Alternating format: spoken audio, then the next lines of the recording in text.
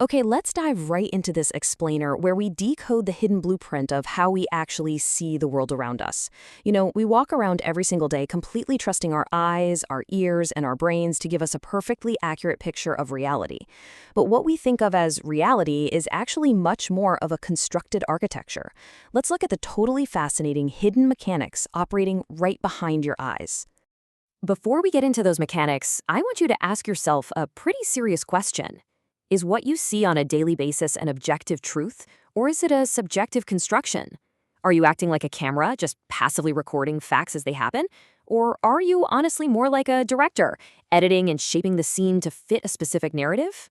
It's a critical question because your answer fundamentally changes how we interact with the world. So the absolutely crucial takeaway here is this. Perception is not a passive recording of the world. It is a highly active process of interpreting information. You aren't just blindly downloading raw data.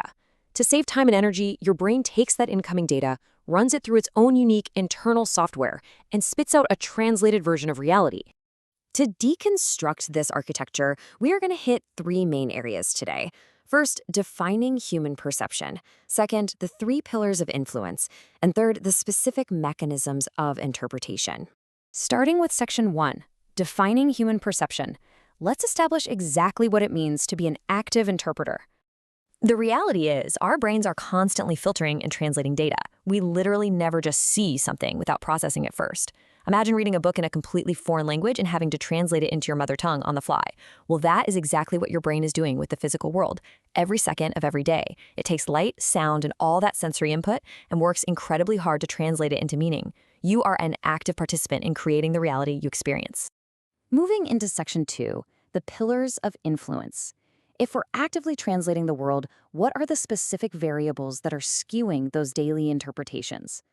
Well, our perception is influenced by three distinct pillars that interact to form our reality. We've got the traits of the perceiver, the characteristics of the perceived, and the situational context. You can think of these like the three primary colors of your perceptual palette. Every single judgment you make is painted with some mix of these three factors. The first influence comes from within, the perceiver traits. Basically, this is all about you. Your internal state acts as the very first filter through which the world must pass.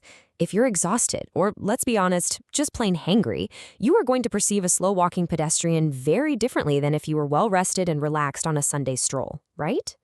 The second influence is external, the characteristics of the perceived. Is the object massive and imposing? Is the person whispering quietly, or are they waving their arms wildly? These external traits demand our attention in entirely different ways, forcing our brains to interpret that raw data based on exactly how it presents itself. And then there's the situational context. This one's a massive game changer. The exact same person can be interpreted completely differently, depending solely on where they are. Seeing your boss in a strict, formal boardroom carries a heavy perceptual weight. But seeing that exact same boss in sweatpants at the local grocery store, entirely different perception. Literally nothing changed but the context, yet your entire reality shifts. Let's move to Section 3, interpretation mechanisms. Now we're going to unpack the four specific cognitive shortcuts our brains take to make sense of the absolute avalanche of data we encounter. The first mechanism is attribution. When we observe a behavior, we automatically try to assign a cause to it. Did someone cut you off in traffic because they're inherently a jerk, which would be an internal cause?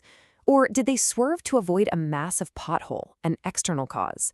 This attribution process is how we constantly guess the motives of everyone around us. The second mechanism is stereotyping. Because your brain literally cannot process every single piece of data as entirely unique, it relies on grouping. It takes a characteristic, dumps it into a broad category, and assumes that the traits of that category apply across the board. It's a shortcut that definitely saves brain power, but it heavily biases your interpretation of the actual reality right in front of you. While they are distinct, both attribution and stereotyping prove that our interpretations are highly processed. With attribution, you're essentially playing detectives and assigning a motive. With stereotyping, you're more like a filing cabinet, sorting out generalizations. Either way, you are actively altering raw data before you even realize you've done it. The third mechanism is the halo effect. This is when one single prominent trait completely colors our perception of a person's other traits. It's a pretty wild fact of psychology. If we perceive someone as highly attractive, our brains automatically default to interpreting them as more intelligent or trustworthy, even without a shred of evidence. One bright trait casts a halo over the whole shebang. Finally, we have perceptual defense. This is essentially the brain's ultimate shield. When we encounter uncomfortable information, like, say, glaring red flags in a new relationship, our perception literally defends against it by ignoring or distorting the facts. We subconsciously block out data that threatens our preferred version of reality.